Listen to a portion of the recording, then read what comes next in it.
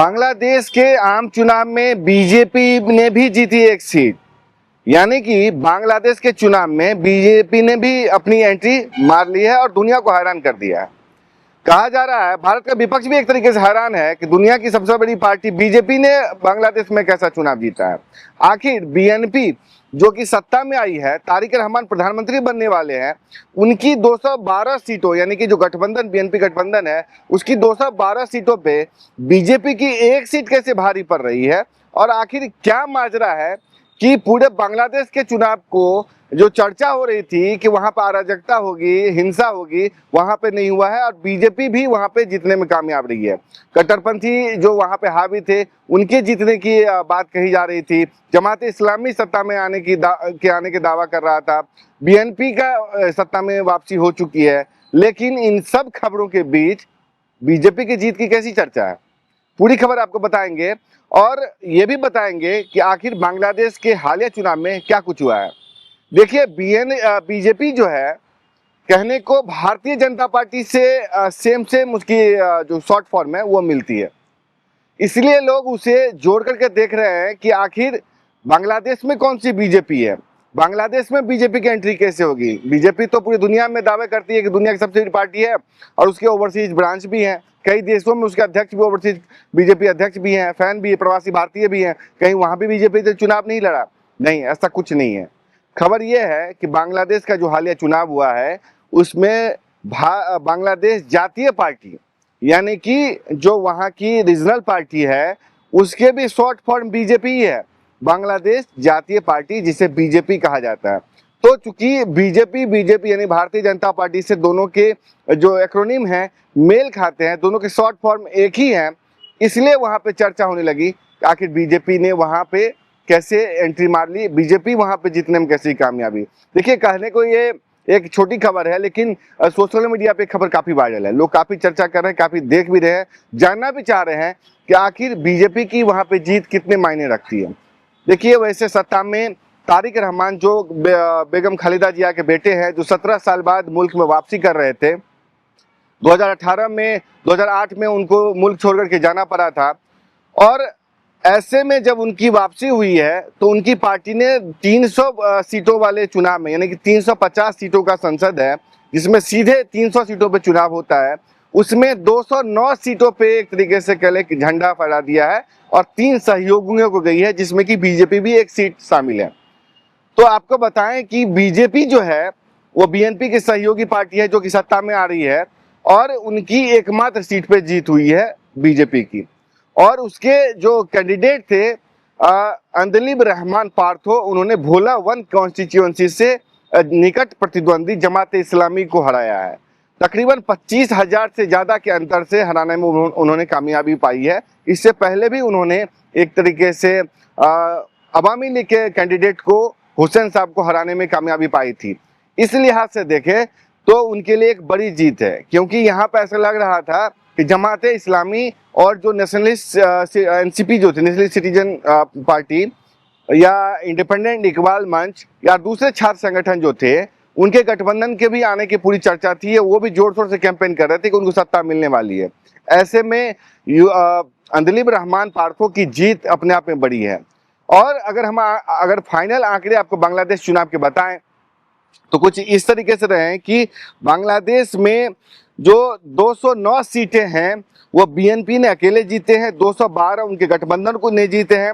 जमात इस्लामी गठबंधन जो था, जिसमें कि एनसीपी भी शामिल थे, तमाम छोटे मोटे दल भी थे, उसको 77 सीट मिले हैं और जमात इस्लामी अकेले 68 सीट जीतने में कामयाब रही है। यानी कि ये कह सकते हैं कि जमात इस्लामी अब बांग्लादेश की मुख्य विपक्षी दल होगी। शफीकुर रहमान वहाँ पे मुख्य लीडर ऑफ द अपोजिशन होंगे और वो पार्टी है जमात इस्लामी जो बांग्लादेश मुक्ति संग्राम या आइडिया ऑफ बांग्लादेश उसका विरोध करते रहे हैं। पाकिस्तान से इसकी पैरोकारी रही है, पाकिस्तान के एजेंट के तौर पर देखा जाता है उसे, वो लीडर ऑफ द अपोजिशन होगा। खैर, जनता का मैंडेट है, जनता सर्वोपरि है, अब जनता देखेगी कि किस तरीके से उनको देश चलाना है, किसको मैंडेट देना है।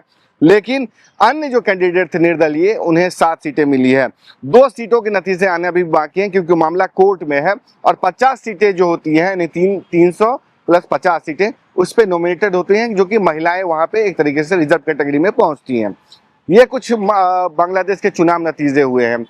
तो जिस तरीके से वहाँ की जो चुनाव हुए हैं उसके बाद कहा जा रहा है कि भारत के साथ रिश्तों को लेकर के एक नई बहस छिड़ेगी, क्योंकि जो तारिक रहमान हैं वो प्रधानमंत्री बनने जा रहे हैं और हम जानते हैं कि उनका भी एजेंडा जमात इस्लामी की तरह भारत विरोधी रहा है। या अगर भारत विरोधी नहीं रहा है तो कम से कम ये कह लें कि भारत के पक्ष में नहीं ही रहा है। पाकिस्तान से उनकी सांठगांठ बीएनपी की रही है। तारिक रहमान उससे दूर कैसे निकलते हैं देखने वाली बात होगी, क्योंकि उन्होंने जो अपने घोषणा पत्र जारी किए हैं उस घोषणा पत्र में एक तरीके से कह लें तो भारत के घोषणा पत्र की कॉपी न लगती है, मोदी सरकार की घोषणा की कॉपी लगती है और ऐसा लगता है कि जो एजेंडा होगा वो भारत की तरह ही होगा। मसलन भारत में मोदी सरकार भारत को मेक इन इंडिया, आत्मनिर्भर भारत और भारत सर्वोपरि के नीति पर चलते हैं, उसको सर्वोपरि रखते हैं और उसी के आधार पर सरकार चल रही है। उसी को अपनाते हुए तारिक रहमान का कहना है बांग्लादेश बिफोर ऑल, यानी कि वो बांग्लादेश को सर्वोपरि रखेंगे और भारत और पाकिस्तान से एक जैसे रिश्ते, बराबर पैरेलली रिश्ते रखने की कोशिश करेंगे। ये कैसे संभव हो सकता है कि दोस्ती बराबरी के लेवल पे हो, बराबरी लेवल पे ही होना चाहिए, लेकिन भारत के जो रिश्ते अमेरिका से होंगे, अमेरिका के जो रिश्ते पाकिस्तान से होंगे, वो जो इतिहास है, इकोनॉमिक फैक्टर है, मिलिट्री अलायंस है, कूटनीति है, तमाम फैसले या फैक्टर उस पर डिसाइड करते हैं। इस लिहाज से अब तारिक रहमान को डिसाइड करना होगा कि उन्हें भारत से ज़्यादा फायदा है, भारत के साथ दोस्ती में फायदा है या आंख दिखाने में फायदा है या पाकिस्तान से पिंगे बढ़ाने में। पाकिस्तान उन्हें क्या दे सकता है, बजाय बजरिया ये कह सकते हैं कि उनको सहानुभूति के एक स्टैंड दिखावे के लिए बांग्लादेश क्रिकेट बोर्ड के साथ उन्होंने जो दिखावे की राजनीति की, कहा बाइकाट कर देंगे, बाद में भारत वाला मैच खेलने पर राजी भी हो गए, यू टर्न ले लिया, अपनी जो थूक है उसको चाटने में मजबूर रहे पाकिस्तानी, वो तो आपको पता ही है। ऐसे में अब तारिक रहमान को देखना होगा कि भारत के साथ उनके रिश्ते क्या बेहतर रखने में उनका फायदा है या नहीं। दूसरी तरफ अब शपथ ग्रहण को लेकर के भी खबर सामने आ रही है कि बांग्लादेश में जो चुनाव हुए थे और प्रधानमंत्री पद के उम्मीदवार जो थे बीएनपी के, या कह सकते हैं मुख्य कैंडिडेट के तौर पर उभरे हैं बीएनपी के अध्यक्ष तारिक रहमान, उन्के शपथ ग्रहण की भी खबर सामने आई है। 17 फरवरी को शपथ ग्रहण लेंगे। उन्होंने दुनिया भर के नेताओं को, तकरीबन 17 से 20 देशों को न्योता भेजा है, जिसमें प्रधानमंत्री मोदी को भी उन्होंने न्योता भेजा है। अब देखने की बात होगी कि किस तरीके से प्रधानमंत्री मोदी जाते हैं या किसे भेजते हैं। कहा जा रहा है कि प्रधानमंत्री मोदी विदेश मंत्री एस जयशंकर को फिर से भेज सकते हैं। विदेश मंत्री एस जयशंकर उस वक्त भी गए थे, तमाम तनाव के बीच वो बांग्लादेश गए थे, ढाका गए थे, जब बेगम खालिदा जिया दिवंगत प्रधानमंत्री और तारिक रहमान की अम्मी उनके जो देहावसान हुआ था उसमें गए थे और प्रधानमंत्री मोदी का संदेश ले गए थे। उनकी मुलाकात भी हुई थी तारिक रहमान से, तब वो कैंडिडेट थे प्रधानमंत्री पद के, और उन्होंने भारत सरकार, भारत की जनता का एक तरीके संदेश पढ़ करके सुनाया था और अपनी शोक संवेदना व्यक्त की थी।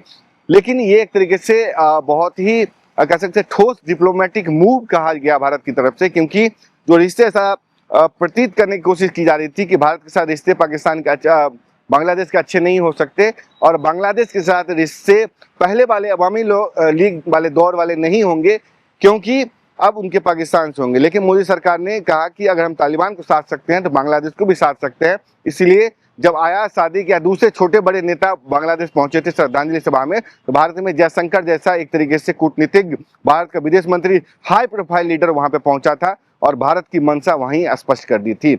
अब चूंकि तारिक रहमान ये कह रहे हैं कि बांग्लादेश को सर्वप्रथम रखेंगे और अवामी लीग के दौर में जो भारत के साथ करार हुए हैं, डील्स हुए हैं, उसमें कुछ इम्बैलेंस है, उसको अगर खंगालने की कोशिश करते हैं, मसलन तीस्ता रिवर पे या जो जमीनों के टुकड़ों को जो एक्सचेंज करने की नीति बनी थी, आदान प्रदान जो हुआ था, पानी का जो बंटवारा हुआ था या व्यापारिक टाइज जो है, उसको अगर वो खंगालने की कोशिश करते हैं, फिर से बैलेंस करने की नीति पर चलते हैं, मतलब बैलेंस उनके लिए हो सकता है लेकिन भारत के लिए बैलेंस ही है, तो ये परेशानी दोनों देशों के संबंधों में हो सकता है। और शेख हसीना की भारत में जो कह सकते हैं कि रहना है, उस पे भी मामला काफी टसल होगा। खैर, बीजेपी की जीत को बांग्लादेश में आप कैसे देखते हैं और ये खबर आपको कैसे लगी, अपनी राय जरूर दें। तब तक के लिए देखते रहे एनएमएफ न्यूज। नमस्कार।